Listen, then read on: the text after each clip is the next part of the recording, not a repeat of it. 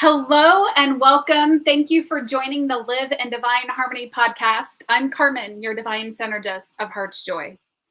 As an awakened person of purpose, my destiny is to shed light on the paths of those who are open to living a life of freedom, self-awareness, passion, and clarity about their purpose in life. Every week we have a discussion, and this week's discussion on the podcast is titled, Leave Your God Out of It. For those of you who are joining live, please feel free to join the discussion in the comments. Thank you so much for those of you who are tuning in, either replayers or listening to it wherever podcasts are available. Thank you so much for joining. So I keep seeing this phrase on social media, leave your God out of it, or something to that nature. And in fact, on Facebook, someone I'm connected with said this, quote, but I want you to consider that your book is being weaponized, end quote. And he was referring to the Bible. And that was, I think, a couple days ago when I saw that post. And actually, I say yes, absolutely. The Bible has been weaponized. In fact, it's been weaponized for fear for centuries. Now, that's religion that's weaponizing it, not church or kingdom. And those are three different things, which I'm going to share why they're different later on. So let's talk about what's happened since we have taken God out of society. But first, what a lot of people are focused on currently, which is why they're saying this phrase, is they're focused on the separation of church versus state. And the First Amendment to the United States Constitution says, quote, Congress shall make no law respecting an establishment of religion or prohibiting the free exercise thereof, end quote. And this country was not founded on religion. Notice I say religion because there's a difference between religion, church, and kingdom. There it is again. So I started to do a little research and I started to ask myself, why is God then in the Pledge of Allegiance? And I'm going to pull up an article, and it talked about how in its original form, the Pledge of Allegiance read, I pledge allegiance to my flag and the republic for which it stands, one nation, indivisible, with liberty and justice for all. In 1923, the words, the flag of the United States of America, were added. And then in 1954, in response to the communist threat of the times, President Eisenhower encouraged Congress to add the words under God. So now it says, I pledge allegiance to the flag of the United States of America and to the republic for which it stands, one nation, under God, indivisible, with liberty and justice for all. And I'm reading that off of a U.S. history website. And I asked myself that because I can recall when this was a big deal. And when it was, I grew up saying the Pledge of Allegiance, and now it's taken out of schools. So that's why I bring that up, because it was once cited that was against that First Amendment, and that it needed to be church separation of church versus state. Now, so then I started to ask the question, okay, so why does it say in God we trust on our currency?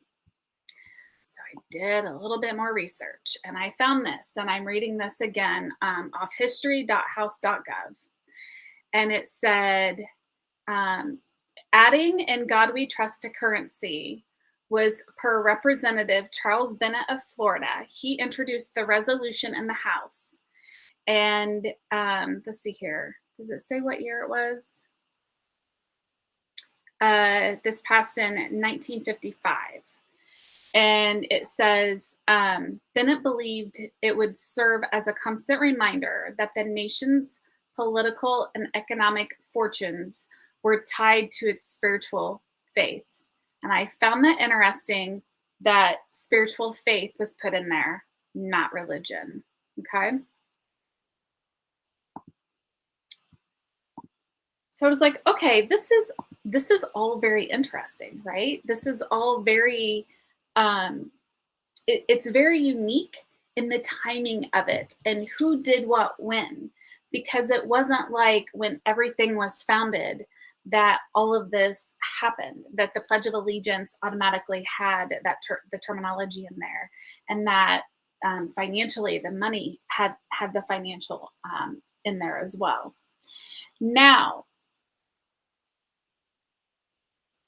and by the way, I took that with the money, that there was no, that didn't impede on that first constitution of the separation of church versus state. Okay, that was my interpretation of it. So now, what happened as we start to take out God in society throughout the years, throughout the centuries? Because frankly, I've been saying for years, as I watched prayer being taken out of schools, churches decline, which, by the way, according to a 2021 survey, 31% of Americans never attend church or synagogue, compared to 22% of Americans who attend every week. And I used to do the marketing at a church. And when you look at the statistics of how many members and people who don't attend, the numbers have drastically declined. I've watched casual sex on the rise as dating and courting declined. I've watched what the music and movie industry is creating with the satanic symbolism in our faces, and not to mention the Hertz frequencies that they're now creating music at. And I'm going to dive into that in a later podcast. I've watched hate and division become our new normal. And if you'd like some perspective, I'm in my mid 40s. And so I was born in the 70s. I grew up in the 80s and 90s. And so I feel like I've seen a lot of different decades form. Now, I read where they recently added prayer back into schools. And I started to just read the comments on social media to kind of get a feel for where people were with this topic. And now people are upset about that. Well, so let's talk about schools. First off, schools have been shifted to create a particular indoctrination. And this prayer now no longer fits this new indoctrination. Sorry about that. Remember, anything that was not working, meaning anything that was truly not in our highest and best good, even though we may have thought it was, started to crumble in 2020. And that included education, that includes politics, that includes religion, that includes the financial industry, the Federal Reserve, that includes the police. And second, no matter what decision is made, whether prayer's back in schools or it's left out of schools, someone is going to be angry about it because they're so deep in the I'm right, you're wrong paradigm. People are now arguing online over the smallest issues. And honestly, some things aren't really issues. They're arguing because they were triggered and angry and then made a rant on social media. And have you noticed how easy it is to argue online versus in person? And yes, social media is part of the problem. I forget the name of the documentary that was on Netflix, a year and a half ago, that talked about social media and how it impacts us mentally, emotionally, on all levels. And if you haven't watched that, please go watch it. I can't remember the name of it. The Social Dilemma, maybe. But it's so easier to sit behind a desk, to sit behind a phone and be nasty to somebody else, when a lot of times we would never say that to anyone's face. So it's just this morning, somebody commented on a post, And they said, quote, "There is no right or wrong. That attitude is exactly what is wrong, and you offer to take others down this delusional path. You have to stand for something or you will fall for anything," end quote. Now, what I loved about this comment is that they said, stand for something. And when I read that, I thought taking a stand doesn't create division. Taking a position creates division. In fact, that's something that I'm learning and that I realized April of 2021 when I was caught up in the division and I was caught up in having my position. And I realized the division that I was creating. In fact, somebody called me out on it and they were like, "But what stand are you going to take?" It's like, oh, yes, I do want to take a stand to create unity instead. You're still taking a stand and you're still speaking your truth and you're still standing up for that thing. It's just very different than taking a position because the position creates the division. And we've become a society, frankly, from my experience, of angry, unhealed adults bickering over a topic, creating division over and over and over again. And remember, and I can't remember who said this quote, it was sometimes we're the only Bible that people are reading, especially the kids. The kids see and watch the adults. They watch us, how we interact. They watch what we say and they watch what we do and they mimic us. And then I have to remind myself that this was all created by design. And when I say that to people, they're like, "What? Really? What do you mean this was created by design?" When you start to understand the bigger picture of what's really happening and how this is created to divide us again and again, you start to realize you're at choice. And you get to choose a new choice. You get to choose to be kind over right. You get to choose to walk away or to walk away or speak evil upon someone. You get to choose to show compassion and listen or spew hate. In fact, did you know that you can create curses on people just by the words that you use? If you are so focused on that person, that situation, and you are so angry and hateful, that's how powerful we are. It's energy. Everything is energy. And so those cords of energy, you'll cord other people without even realizing it. Now, when we start healing individually, that helps us to heal the collective society. You see, it's not about whose God is right and whose God is better. My God's better than yours. It's what happens when we focus on the vibration of God and love versus the vibration of the evil darkness. Because when you take out the vibration of God, the vibration of love, then guess who comes in to take over? That vibration of evil and darkness. And most people don't want to see it. They don't want to even acknowledge that it's there. I know, because I did that for many, many years until I finally woke up and I saw the evil in my face. I was like, whoa, this has been happening for how long? Throughout my entire life. Now, most people who I talk with about this subject, they've done no healing around their trauma. And that trauma normally includes something to do with a past experience of God or church. There's anger with God of why. Why did you do this? Why did this happen? There's always that why. And it's typically done from an outside force, normally of God. And it's so much that they cringe when anyone uses the word God or Jesus. And that tells me that there's some trauma and anger there. Now, I do also want to mention that some people have just flat out not had any experience with a church or people from the church. And so there's still anger with God around whatever that situation is that they experienced when they grew up. Now, I've mentioned a few times already that there's a difference between church, religion, and kingdom. Church is created by humans who make mistakes too.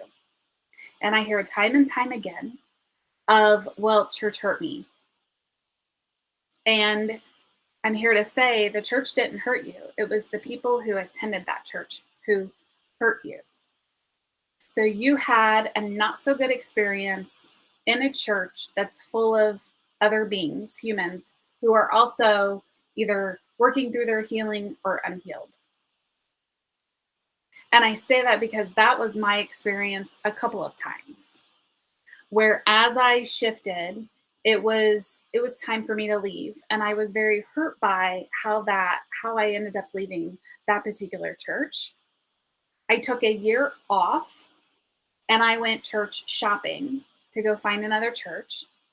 And it was very interesting to see what happened behind closed doors at churches versus what was said in the pulpit. And then I finally went to a church with a family member, and I went there for probably a year and a half, 2 years. But I felt like I really couldn't be myself. And it was interesting because then as I started to become myself, Carmen was not accepted for Carmen.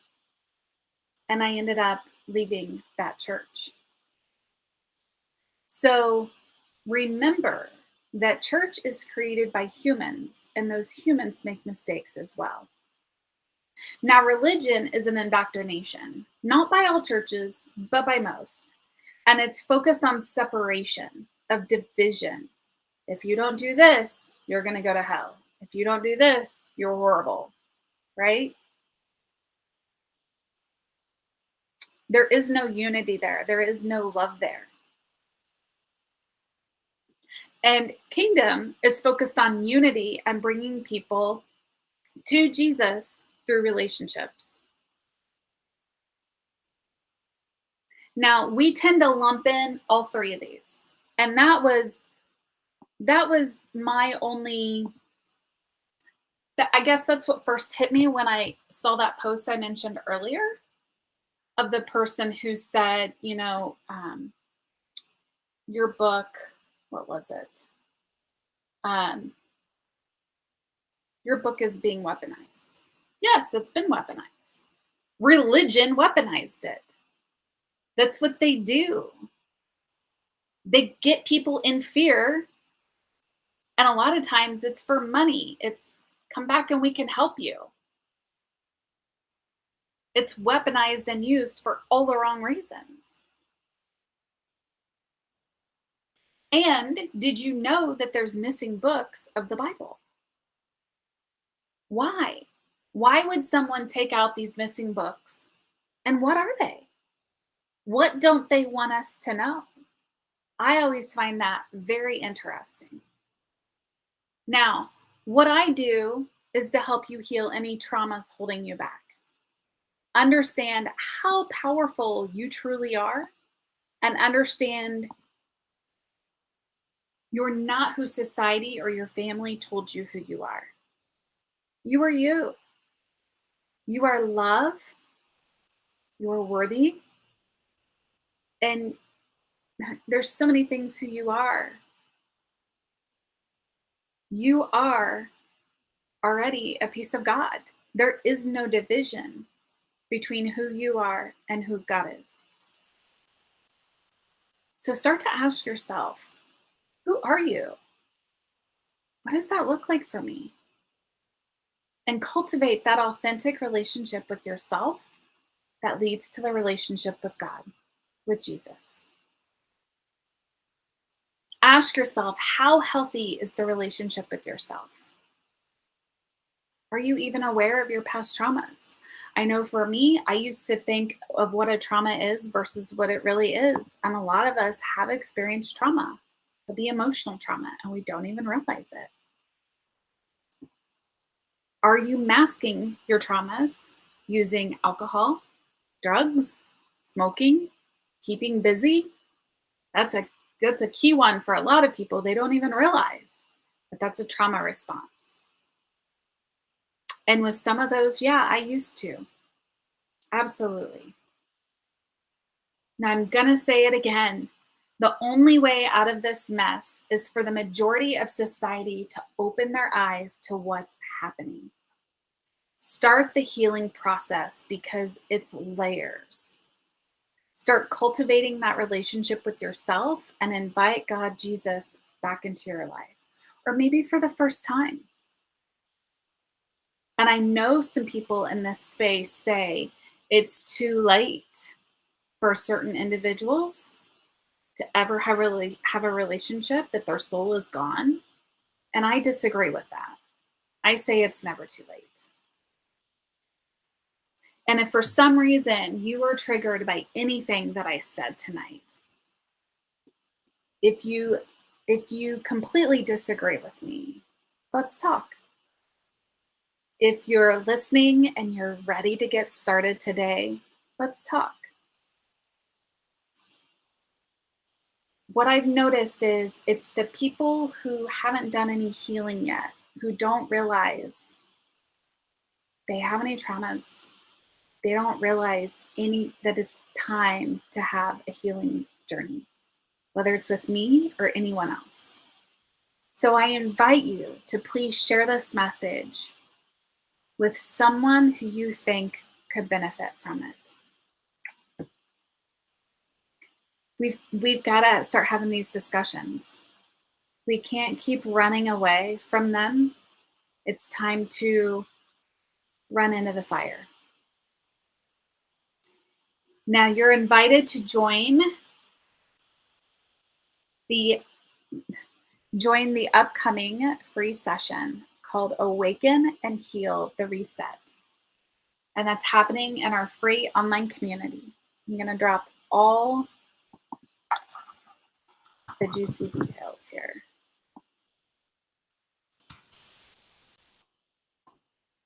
And you can also use this link to schedule your free discovery call as well. Let me know how I can support you, especially during this time. I look forward to hearing from you. Thank you all so much for joining. Be sure to like, subscribe, and share. Sending you much love.